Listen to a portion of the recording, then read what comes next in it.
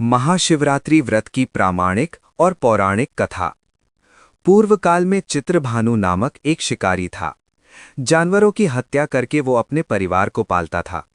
वो एक साहूकार का कर्जदार था, लेकिन उसका ऋण समय पर न चुका सका। क्रोधित साहूकार ने शिकारी को शिव मठ में बंदी बना लिया। संयोग से उस दिन शिवरात्रि थी। शिकारी ध्यानमग्न होकर शिव संबंधी धार्मिक बातें सुनता रहा। चतुर्दशी को उसने शिवरात्रि व्रत की कथा भी सुनी। शाम होते ही साहूकार ने उसे अपने पास बुलाया और ऋण चुकाने के विषय में बात की। शिकारी अगले दिन सारा ऋण लौटा देने का वचन देकर बंधन से छूट गया। अपनी दिनचर्या की भांति वो जंगल में शिकार के लिए निकला, लेकिन दिन भर बंदीगृह में रहने के कारण भूख प्यास से व्याकुल था। शिकार खोजता हुआ वो बहुत दूर निकल गया। जब अंधकार हो गया तो उसने विचार किया कि रात जंगल में ही बितानी पड़ेगी। वो वन एक तालाब के किनारे एक बेल के पेड़ पर चढ़कर रात बीतने का इंतजार करने लगा। बिल्व वृक्ष के नीचे शिवलिंग था, जो बिल्व पत्रों से ढका हुआ था। शिकारी को उसका पता न चला। पड़ाव बनाते समय उसने जो टहनियां तोड़ी वे संयोग से शिवलिंग पर गिरती चली गईं। इस प्रकार दिन भर भूखे प्यासे शिकारी का व्रत भी हो गया और शिवलिंग पर बिल्वपत्र भी चढ़ गए। एक पहर रात्रि बीत जाने पर एक गर्भिणी हिरणी तालाब पर पानी पीने पहुंची। शिकारी ने धनुष पर तीर चढ़ाकर जो ही प्रत्यंचा खींची, हिरणी बोली, हे शिकारी, मैं गर्भिणी हूं, शीघ्र ही प्रसव करूंगी। तुम एक साथ दो जीवों की हत्या करोगे, जो ठीक नहीं है। मैं बच्चे को जन्म देकर शीघ्र ही तुम्हारे समक्ष प्रस्तुत हो जाऊंगी, तब मार लेना। शिकारी ने प्रत्यंचा ढीली कर दी और हिरणी जंगली झाड़ियों में लुप्त हो गई। प्रत्यंचा चढ़ाने तथा ढीली करने के वक्त कुछ बिल्वपत्र अनायास ही टूटकर शिवलिंग पर गिर गए। इस प्रकार उससे अनजाने में ही प्रथम प्रहर का पूजन भी संपन्न हो गया। कुछ ही देर बाद एक और हिरणी उधर से निकली। शिकारी की प्रसन्नता का ठिकाना न रहा। समीप आने पर उसने धनुष पर बाण चढ़ाया। तब उसे देख हिरणी ने विनम्रतापूर्वक निवेदन किया, हे शिकारी, मैं थोड़ी देर पहले ऋतु से निवृत्त हुई हूं, कामातुर विरहिणी हूं, अपने प्रिय की खोज में भटक रही हूं। मैं अपने पति से मिलकर शीघ्र ही तुम्हारे पास आ जाऊंगी। शिकारी ने उसे भी जाने दिया। 2 बार शिकार को खोकर उसका माथा ठनका। वो चिंता में पड़ गया। रात्रि का आखिरी पहर बीत रहा था।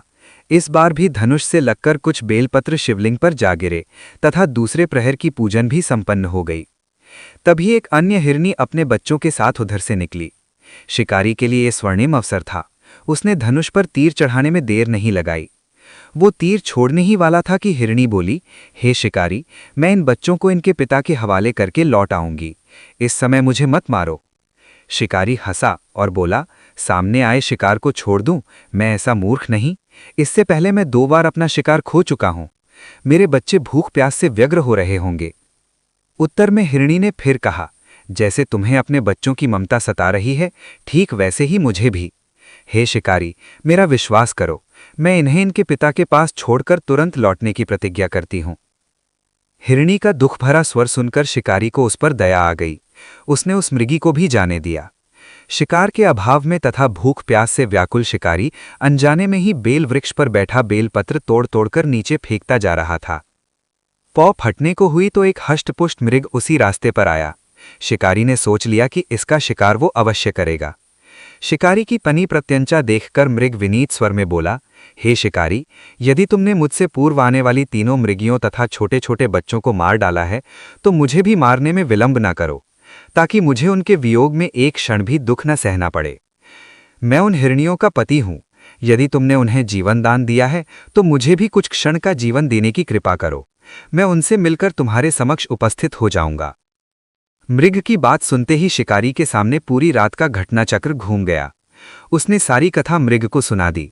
तब मृग ने कहा, मेरी तीनों पत्नियां जिस प्रकार प्रतिज्ञाबद्ध होकर गई हैं, मेरी मृत्यु से अपने धर्म का पालन नहीं कर पाएंगी।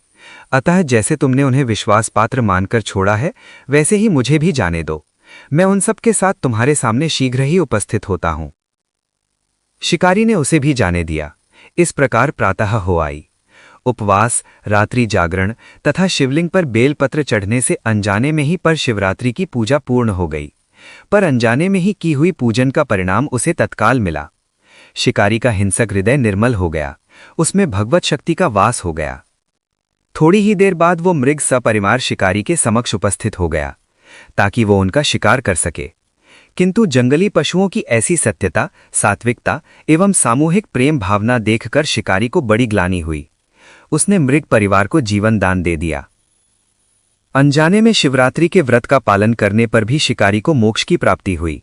जब मृत्यु काल में यमदूत उसके जीव को ले जाने आए तो शिव गणों ने उन्हें वापस भेज दिया तथा शिकारी को शिवलोक ले गए। शिवजी की कृपा से ही अपने इस जन्म में राजा चित्रभानु अपने पिछले जन्म को याद रख पाए तथा महाशिवरात्रि के महत्व को जानकर उसका अगले जन्म में भी पालन कर पाए। शिव कथा का ये है संदेश। शिकारी की कथानुसार महादेव तो अनजाने में किए गए व्रत का भी फल दे देते हैं, पर वास्तव में महादेव शिकारी की दया भाव से प्रसन्न हुए। अपने परिवार के कष्ट का ध्यान होते हुए भी शिकारी ने मृग परिवार को जाने दिया। यह करुणा ही वस्तुतः उस शिकारी को उन पंडित एवं पुजारियों से उत्कृष्ट बना देती है जो कि सिर्फ रात्रि जागरण, उपवास एवं दूध, दही, बेलपत्र आदि द्वारा शिव को प्रसन्न कर लेना चाहते हैं। इस कथा में सबसे महत्वपूर्ण बात यह है कि इस कथा में अनजाने में हुए पूजन पर विशेष बल दिया गया है। इसका अर्थ ये नहीं है कि शिव किसी भी प्रकार से किए गए पूजन को स्वीकार कर लेते हैं अथवा भोलेनाथ जाने या अनजाने में हुए पूजन में भेद नहीं कर सकते हैं। वास्तव में वो शिकारी शिव पूजन नहीं कर रहा था। इसका अर्थ ये भी हुआ कि वो किसी तरह के किसी फल की कामना भी नहीं कर रहा था। उसने मृग परिवार को समय एवं जीवन दान दिया, जो कि शिव पूजन के समान है। शिव का अर्थ ही कल्याण होता है। उन निरीह प्राणियों का कल्याण करने के कारण ही वो शिव तत्व को जान पाया तथा उससे शिव साक्षात्कार हुआ। परोपकार करने के लिए महाशिवरात्रि का दिवस होना भी आवश्यक नहीं है। पुराण में 4 प्रकार के शिवरात्रि पूजन का वर्णन है। मासिक शिवरात्रि, प्रथम आदि शिवरात्रि तथा महाशिवरात्रि। पुराण वर्णित अंतिम शिवरात्रि है नित्य शिवरात्रि। वस्तुतः प्रत्येक रात्रि ही शिवरात्रि है, अगर हम उन परम कल्याणकारी आशुतोष भगवान में स्वयं को लीन कर दें तथा कल्याण मार्ग का अनुसरण करें। वही सच्चा शिवरात्रि का व्रत है।